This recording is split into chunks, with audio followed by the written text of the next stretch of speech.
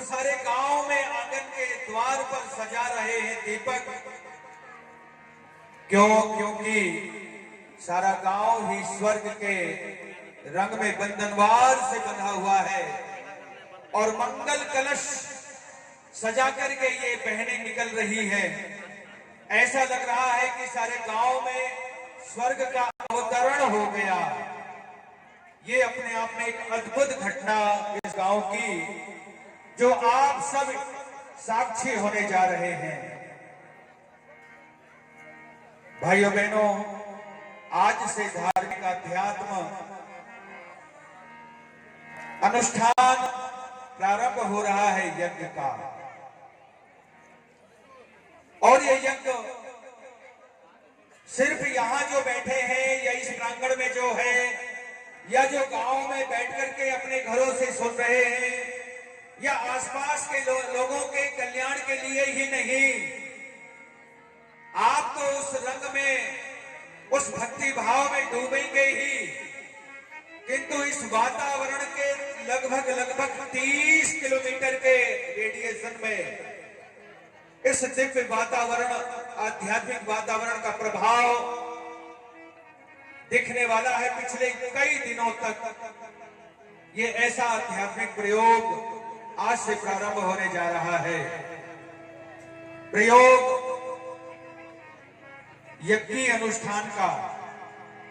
जिस प्रकार से हम कोई व्रत धारण करते हैं और उस व्रत को हम निभाते हैं बड़ी श्रद्धा के साथ में, ठीक वैसे ही एक व्रत यहां से हम सबको आज लेना है।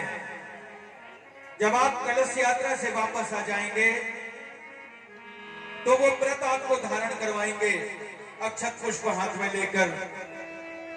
किंतु अभी हम ये मंगल कार्य, देव कार्य, शुभ कार्य, मंगल कलश यात्रा अब यहां से हम प्रारंभ कर रहे हैं। हमारी ये जो जल कलश यात्रा गायत्री परिवार का, इस अभियान के द्वारा, कलश यात्रा के द्वारा हम जन सामान्य को इस आयोजन की भव्यता और दिव्यता से अवगत कराते हैं कि 4 दिन में होने वाले हमारे इस आयोजन की भव्यता क्या है, दिव्यता क्या है। इससे हम कलश यात्रा के माध्यम से जन सामान्य को, ग्रामवासियों को, श्रद्धावान भाइयों बहनों को आयोजन की दिव्यता का अनुभव कराते हैं जल कलश यात्रा के माध्यम से। जन सामान्य को हम खुला निमंत्रण देते हैं इस आयोजन के लिए, बिना किसी भेदभाव के, जन सामान्य को इस आयोजन के लिए खुला निमंत्रण देते हैं। सिर्फ यदि शर्त है से गौरी गणेश सहित, भगवान वेद व्यास सहित, गुरु शक्ता सहित देव शक्तियों का पूजन, भावपूर्ण वातावरण में कलश का पूजन, और कलश के पूजन के माध्यम से इस आयोजन का श्री गणेश होता है। हमारी देव संस्कृति में अनादिकाल से यज्ञों की परंपरा रही है। अश्वमेध यज्ञ, वाजपेयी यज्ञ, राजसूय यज्ञ, रुद्र यज्ञ, चंडी यज्ञ, रामाचार्य यज्ञ, गायत्री यज्ञों का इतिहास रहा है। इन यज्ञों की शुरुआत श्री गणेश हम कलश यात्रा के माध्यम से करते हैं।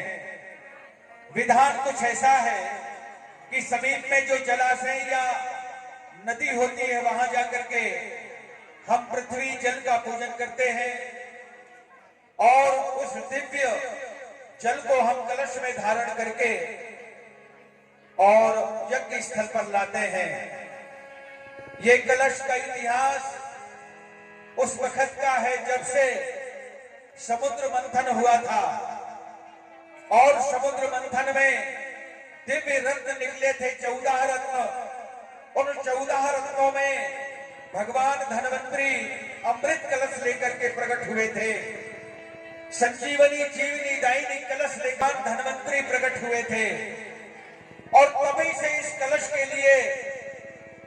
देवताओं में और असुरों में एक जिज्ञासा भाव जागा कि इस अमृत की भगवान को अन्य अवतारों के अलावा मोहिनी अवतार, आप सब जानते हैं, विश्व मोहिनी अवतार लेकर भगवान विष्णु ने देवताओं की रक्षा किया था और देवताओं को अमृत पान कराया था। वही अनादिकाल की परंपरा हमारी